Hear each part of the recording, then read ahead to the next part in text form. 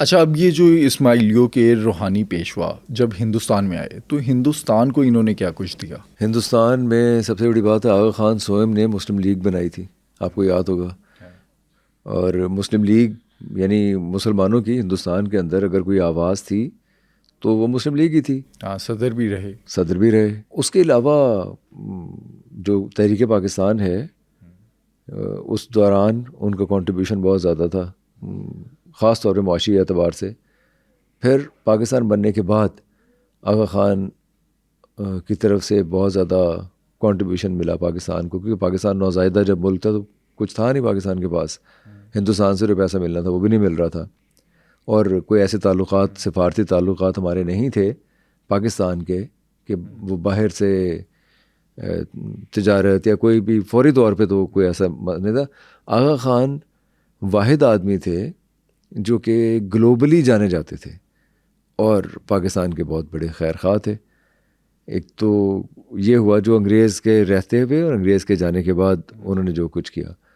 لیکن ہمیں یہ نظر آتا ہے کہ چاہے آج کا ہندوستان ہے، چاہے پاکستان یا دنیا بھر میں، آغا خان کے جو ہاسپٹلز ہیں، جو ان کے کلچر، ہیریٹیج، ہسٹری کی کنزرویشن کے اوپر جو وہ کام کر رہے ہیں، وہ جو کمیونٹی سروس کر رہے ہیں دنیا بھر میں، جہاں جہاں انسانیت کو ضرورت ہے اپنے دکھوں کا مداوع کرنے کے لیے، آپ کو آغا خان فاؤنڈیشن یا آغا خان کی آرگنائزیشنز ہر جگہ نظر آئیں گی دنیا بھر میں.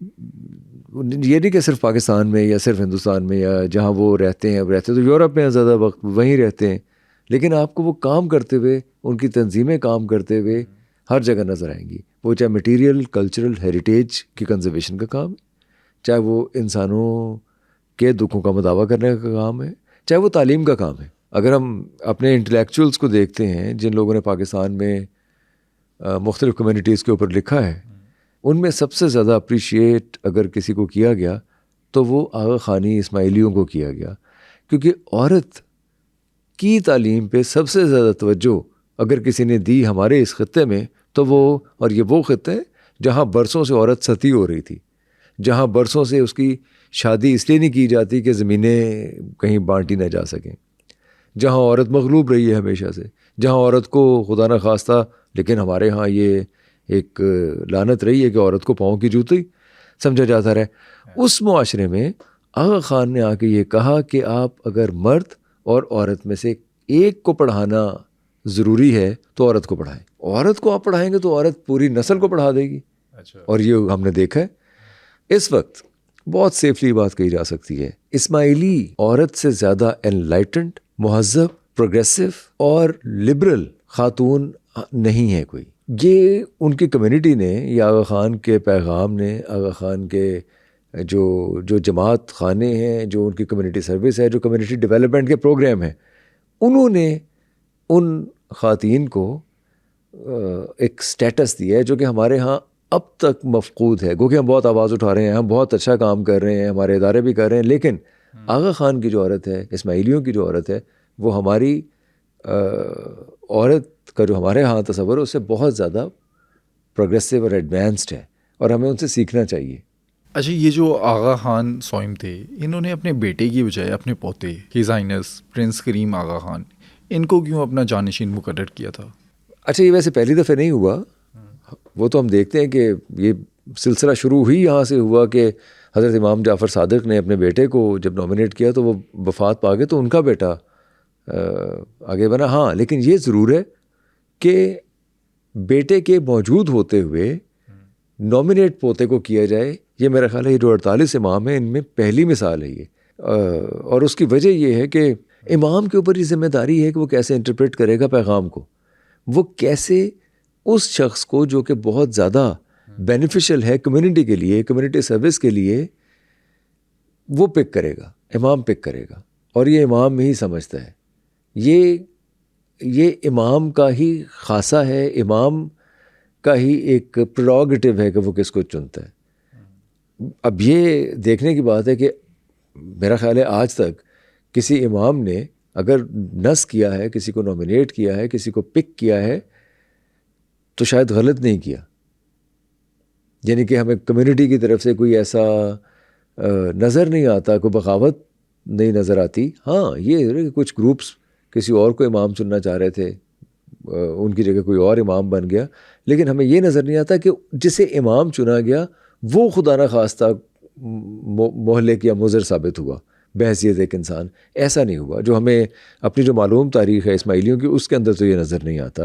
یہاں بھی آپ یہ دیکھ لیجئے, جب گرینڈ سن کو پرنس کریم آغا خان کو ہز ہائنس کو چنا گیا تو وہ 13.3 بلین ڈالرز کی ان کی ویلتھ ہے جو وہ چھوڑ کے گئے ہیں. ان کے بہت سے بزنسز چل رہے ہیں, ان کے کون سے تجارت ہے, کاروبار ہیں, ہاسپٹلز ہیں, دنیا بھر کے اندر چل رہے ہیں.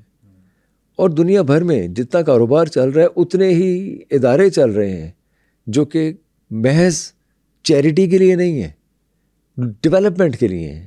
جو ہمیں سیکھنا ہے آغا خان سے وہ یہ ہے, یا اسماعیلیوں سے جو ہم نے سیکھنا ہے وہ یہ ہے کہ وہ حضرت صلی اللہ علیہ وسلم کا جو اصول تھا کہ آپ کلہاڑی دیں, آپ صرف مدد کر کے بٹھا نہ دیں. انہوں نے کمیونٹی کو ڈیولپ کیا ہے اور پوری دنیا کے اندر وہ ادارے کام کر رہے ہیں جو انسانیت کی بہبود کے لیے تو کام کرتے ہی کرتے ہیں, انسانوں کی کیپیسٹی بلڈنگ کرتے ہیں. وہ ادارے لوگوں کو اس قابل بناتے ہیں کہ وہ بنی نوع انسان کے لیے ہیلپ فل ہو سکیں. لالچ, طمع, حرص, غیبت, بغض, کینہ, میں نے ذاتی طور پہ, پڑھنے کی بات تو دوسری ہے, میں نے ذاتی طور پہ ان لوگوں کے اندر نہیں دیکھا. کیا سمجھے آپ؟ میں یہ سمجھتا ہوں کہ ان کی بچپن سے ہی گرومنگ ایسی ہے کہ وہ خوف کے اوپر بنیاد نہیں رکھتے. تعلیم کی یا تربیت کی بنیاد خوف پہ نہیں رکھتے, وہ راشنل تھنکنگ پہ رکھتے ہیں, سوچنے سمجھنے پہ رکھتے ہیں, اچھے برے کو جاننے میں رکھتے ہیں. اچھا, ان میں ایک اور چیز ہے کہ میں نے آج تک نہیں دیکھا کوئی اسماعیلی جو ہے وہ کوئی غریب ہو. یہ بہت بڑی بات ہے, بہت ہی اچھی بات ہے. آپ کو کوئی بھکاری نظر نہیں آئے گا. آپ ہنزا چلے جائیں یا اسماعیلیوں کے کسی بھی ایسی جگہ پہ جہاں وہ رہتے ہیں, کوئی بھکاری نظر نہیں آئے گا. لوگ آپ کو بھوکے ننگے مانگتے لوٹ مچاتے ہوئے نظر نہیں آئیں گے. ہمارے ذاتی مشاہدے کی باتیں ہیں کہ لوگ اپنا موبائل بھول گئے, وہ اپنا پیسہ بھول گئے, وہ اپنی کوئی جمع پونجی کو قیمتی چیز بھول گئے, انہیں وہی مل جائے گی. وہ خود ہی پیچھے پھرتے ہوئے آپ کو دے جائیں گے کہ یہ آپ کی چیز تھی. اور اگر آپ ان کا شکریہ ادا کریں گے تو ناراض ہوں گے کہ اس پہ شکریہ کی کیا بات, یہ آپ کا کوئی 10 لاکھ روپے, 20 لاکھ روپے, یہ آپ کا آئی فون, یا یہ اب آپ بھول گئے تھے, آپ آئے, میں واپس کرنے آیا ہوں, تو اب شکریہ کس بات کا. یہ ہمارے عام مشاہدے کی باتیں ہیں. کمیونٹی سروس کی آپ نے بات کی, 2.5% زکوٰۃ ہے, اسلام مانگتا ہے نا زکوٰۃ. آپ لوگ جاتے ہیں بینکوں میں جا کے, آپ 1 رمضان سے پہلے بتا دیتے ہیں جی یہ ہے میرا سرٹیفکیٹ ہے, جی میرے نہ کٹنا.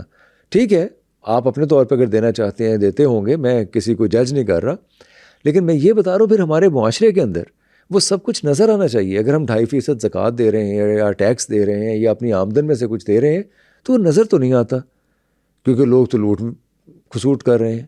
لوگ تو طمع, لالچ اور حرص میں ایک دوسرے کی جان و مال تک کو لوٹ لیتے ہیں. لیکن یہ بات ہمیں وہاں کیوں نہیں نظر آتی؟ اسی ملک کا حصہ ہے, اسی ملک میں وہ لوگ رہتے ہیں. میں تو ہندوستان کا بھی گیا نہیں ہے, میں باہر کی دنیا میں مجھے نہیں پتا اسماعیلی کیسے رہتے ہیں. میرے اپنے ملک میں نے دیکھا ہے اسماعیلیوں کو ایسے رہتے ہوئے. ان کے بھی جائیداد, میں ایسے لوگوں کو جانتا ہوں جن کے جائیداد کے اوپر بہت زیادہ جھگڑے ہیں. میں ایسے لوگوں کو جانتا ہوں جن کو بزنس میں چپکلش ہے. میں ان سب کو جانتا ہوں, لیکن میں نے کبھی ان کے منہ سے یا کبھی پبلکلی یا میں نے کبھی ان جھگڑوں کو سامنے نہیں آتے دیکھا. اچھا, یہ ریزولو کیسے کرتے ہیں ہمارے جھگڑوں کو؟ میں تو سمجھتا ہوں کہ میں نے کبھی نہیں دیکھا, لیکن ریزولو ہو جاتے ہیں. سب ایک دوسرے کے ساتھ رہتے ہیں, محبت سے رہتے ہیں, ڈفرینس آف اوپینین ساتھ رکھتے ہوئے رہتے ہیں, لیکن وہ سارے معاملات ریزولو بھی ہو جاتے ہیں. یہ ان کی گرومنگ کا حصہ ہے. یہ جماعت خانوں میں جاتے ہیں, جماعت خانے کے اندر یہ سارے معاملات طے ہو جاتے ہیں. اچھا, یہ جو فلاحی کام کرتے ہیں ان کے لیے پیسہ کہاں سے آتا ہے, فنڈنگ کہاں سے آتی ہے؟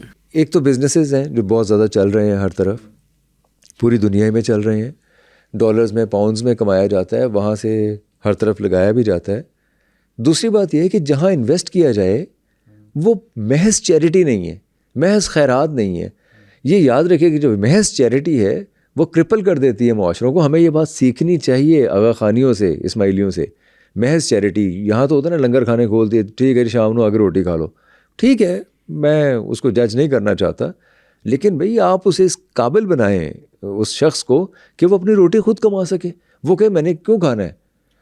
فار ایگزامپل ہمارے ہاں آج سے کوئی 10 15 20 برس پہلے تک میٹیریل کلچر ہیریٹیج کو پرزرو کرنے کا کوئی تصور ہی نہیں تھا. آج ہم دیکھتے ہیں کہ آغا خان فاؤنڈیشن کے ساتھ مل کے پورے پاکستان میں جگہ جگہ جو قلعے ہیں, پرانے قلعے, جیسے میں مثال دوں گا شگر کے قلعے کی, اسے انہوں نے کنزرو کیا ہے. میں بلتت فورٹ کی مثال دوں گا, التت فورٹ کی مثال دوں گا. میں کراچی کے اندر ایسے بہت سے ادارے ہیں جنہیں ریوائیو کیا گیا. لاہور کے اندر آپ قلعے کو دیکھ لیجئے, آپ کے قلعے میں جو کام ہو رہا ہے, دنیا کی سب سے بڑی پکچر وال بن رہی ہے. سمر پیلس کے اندر جو کام ہو رہا ہے, جو حویلیوں کے اوپر کام ہو رہا ہے, اس میں سب میں آغا خان فاؤنڈیشن کام کر رہی ہے. ایون کہ مسجد وزیر خان میں ہم دیکھیں, مسجد وزیر خان ہے, شیش محل ہے, ہر جگہ آغا خان فاؤنڈیشن کام کر رہی ہے. اب کام کیا کر رہی ہے؟ میٹیریل کلچرل ہیریٹیج کو کنزرو کر کے, ریوائیو کر کے اٹریکٹ کرنا ہے دنیا کو کہ وہ آئیں دیکھیں. اور اس میں ظاہر ہے وہ آئیں گے تو پیسہ خرچ کریں گے, ہوٹلنگ پہ بھی کریں گے, ٹکٹ بھی لیں گے, وہ ٹرانسپورٹیشن کو بھی استعمال کریں گے, وہ فیسٹیوٹیز بھی کریں گے, تو پیسہ آئے گا نا. اس پیسے سے آپ نیشن بلڈنگ کریں, کمیونٹی بلڈنگ کریں. آغا خان فاؤنڈیشن اس طرح انویسٹ کرتا ہے اور اس طرح سے کماتا ہے اور اس طرح سے لے کے چلتے ہیں چیزوں کو. اچھا, یہ جو اسماعیلی ہیں پاکستان میں, لاہور میں, کراچی میں, یہ کام کیا کرتے ہیں؟ بزنس کیا ہوتا ہے ان کا؟ آپ کو اسماعیلی زیادہ تر آپ کو تجارت میں نظر آئیں گے, بزنس کرتے ہوئے نظر آئیں گے, ایجوکیشن کے اندر نظر آئیں گے, تعلیم دیتے ہوئے نظر آئیں گے. زیادہ تر بزنس کے اندر ہے, بزنس کمیونٹی ہے بہت زیادہ, اور بڑے اچھے سے تجارت کرتے ہیں. اچھا, ان لوگوں میں شادی بیاہ کا کیا کانسیپٹ ہے؟ شادی بیاہ کی چوائس ہے. میں ایسے بہت سے لوگوں کو جانتا ہوں جو اسماعیلی ہیں, خواتین جنہوں نے پنجابی لوگوں سے شادیاں کی ہوئی ہیں. وہ کسی پہ کوئی پابندی نہیں ہے, کوئی جسے پسند کرتا ہے, جس کے ساتھ رہنا چاہتا ہے, جس کے ساتھ شادی کرنا چاہتا ہے, شادی کر لے. لیکن شادی کو ختم کرنا آسان نہیں ہے. شادی کو ختم کرنے کے لیے پھر آپ کو جماعت سے رجوع کرنا پڑتا ہے. آپ کو کنونس کرنا پڑتا ہے جا کے اپنے جماعت خانے میں, جو بھی ان کے بزرگ ہیں یا جو بھی اس کمیونٹی کے لوگ ہیں جو بڑے ہیں, انہیں بتانا پڑتا ہے, بنانا پڑتا ہے, سمجھانا پڑتا ہے کہ ہم ان وجوہات کی بنیاد پہ ایک دوسرے کے ساتھ نہیں رہ سکتے. پھر وہ فیصلہ کرتے ہیں کہ آیا رہ سکتے ہیں یا نہیں رہ سکتے.